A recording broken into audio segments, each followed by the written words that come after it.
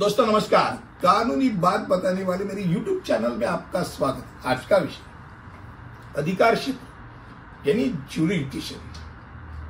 अब कानून में अधिकार क्षेत्र से तात्पर्य न्यायालय या अन्य सरकारी इकाई के कानूनी अधिकार या शक्ति में है जो किसी मामले की सुनवाई और निर्णय लेते हैं।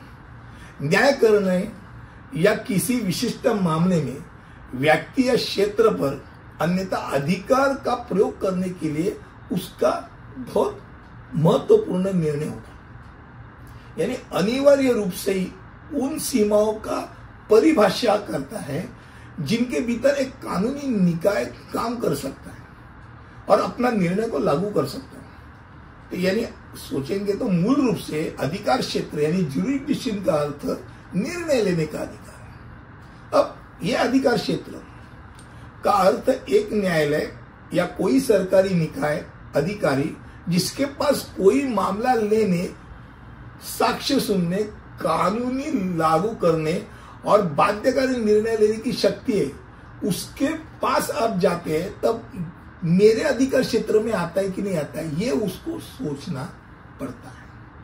अब इसमें कौन से सीमाएं होती है? पहली तो भौगोलिक सीमाएं होती है। तो भौगोलिक सीमाएं यानी अधिकार क्षेत्र अक्सर भौगोलिक क्षेत्र को परिभाषित करता है जिसके भीतर न्यायालय या किसी सरकारी निकाय या अधिकारी का अधिकार विस्तारित कर दिया। मान लो जी नॉर्थ का, बीएमसी का जी नॉर्थ का कोई मामला है तो जी साउथ वाला डिसाइड कर सकता है क्या? नहीं कर सकता। दादर पुलिस स्टेशन के भीतर जो भौगोलिक सीमा है उसमें कुछ मैटर है, उसके ऊपर माइन पुलिस स्टेशन निर्णय ले सकता है क्या? नहीं ले सकता। उनको उधर ट्रांसफर करना पड़ेगा। भाई तुम्हारे अधिकार क्षेत्र, तुम्हारे भौगोलिक अधिकार क्षेत्र के इसमें ये चीज हुई है, आप इसके ऊपर निर्णय लीजिए। अब दूसरी बात जो होती है ज्यूरिडिक्शन की, वो विषय वस्तु के लिए। अब विषय वस्तु यानी क्या कि भाई किन कानूनी मुद्दों के लिए या किन प्रकारों के लिए आपको अधिकार निर्धारित कीजिए। अब मान लो सिविल मामला है और सिविल मामला लेके मैं आपराधिक न्यायालय में चला गया, चलेगा क्या? नहीं चलेगा। भाई उसके लिए जो न्यायालय बना है उसके पास जाओ।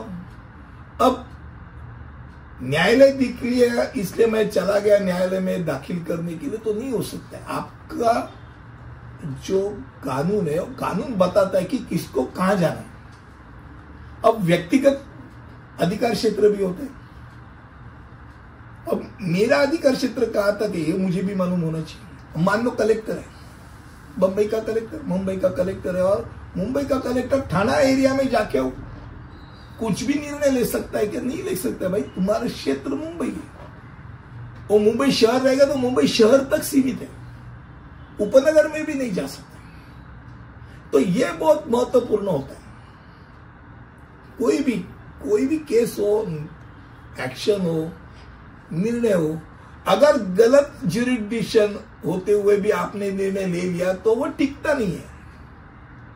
वो अगर चैलेंज कर दिया तो एपीलेट कोर्ट ने पूछा जाएगा भाई आप किस अधिकार से आप निर्णय लिए, आपका ये अधिकार क्षेत्र ही नहीं है, और निर्णय नहीं टिकता है। अब जाते जाते ज्यूरिडिक्शन का एक उत्पत्ति भी बता देता हूं। ज्यूरिडिक्शन एक लैटिन वर्ड है जिसमें ज्यूरिस इसका अर्थ कानून और डिक्शन यानी बोलना या घोषणा, यानी ज्यूरिडिक्शन यानी कानून कहां बोलता है, कहां घोषित कर सकता है, इसके बारे में। अब ये क्षेत्र जो है, जो बोलने का क्षेत्र है, कानून का बोलने का क्षेत्र, वो बताता है उसका ज्यूरिडिक्शन।